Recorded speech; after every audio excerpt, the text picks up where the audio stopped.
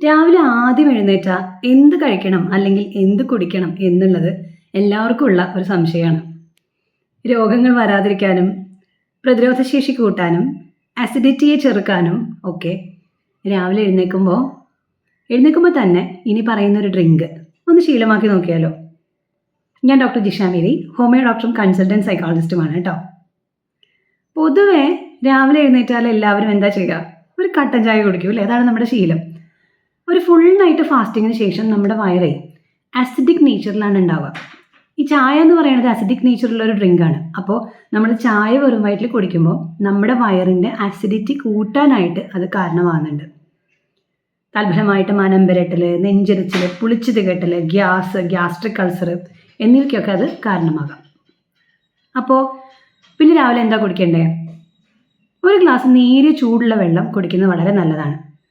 Plain water ചെല്ലുമ്പോൾ അത് നമ്മുടെ വയറിൻ്റെ ഉള്ളിലുള്ള അസിഡിക് നേച്ചറിനെ ഒന്ന് ഡൈല്യൂട്ട് ചെയ്യാനായിട്ട് സഹായിക്കുന്നു. മാത്രമല്ല നമ്മുടെ ശരീരത്തിൽ അടിഞ്ഞുകൂടിയിരിക്കുന്ന അഴുക്കിനെ മൂത്രത്തിലൂടെയും മലത്തിലൂടെയും പുറന്തള്ളാനും അത് സഹായിക്കുന്നു. പിന്നെ നമുക്ക് കുടിക്കാവുന്ന വേറൊരു ഡ്രിങ്കാണ് ജീരകവെള്ളം.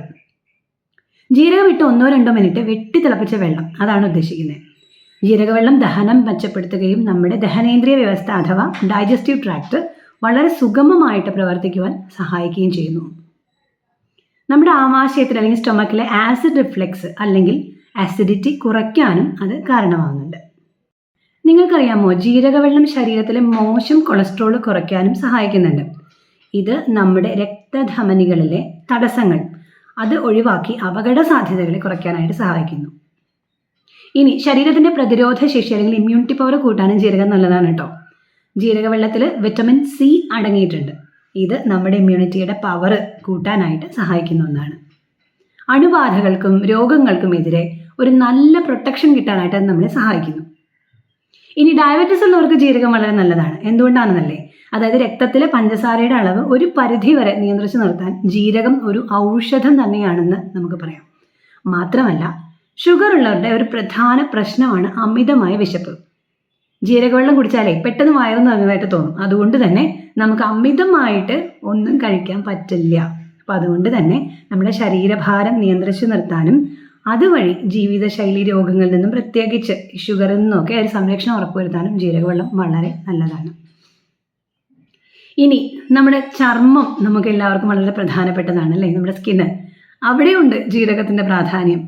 അതായത് ജീരകവെള്ളത്തിൽ ആൻറ്റി ഓക്സിഡൻറ്റുകൾ ധാരാളമുണ്ട്. ഇത് നമ്മുടെ ചർമ്മത്തിൻ്റെ പ്രായാധിക്യത്തെ അതിന് തടയാനും ചർമ്മത്തിന് നല്ല തിളക്കം നൽകാനും നമ്മുടെ മുടിക്ക് നല്ല കരുത്ത് കൊടുക്കാനും സഹായിക്കുന്നുണ്ടത്രേ.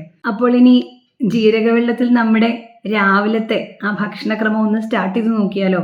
അതുപോലെ തന്നെ ജീരകവെള്ളം നമ്മുടെ ഡെയിലി ഉള്ള നമ്മുടെ ഡയറ്റിൽ നിത്യ ഭക്ഷണത്തിൽ നമുക്ക് കാര്യമായിട്ടൊന്ന് ഉൾപ്പെടുത്തി നോക്കിയാലോ. എന്താണ് വ്യത്യാസം വരുന്നത് നോക്കാം.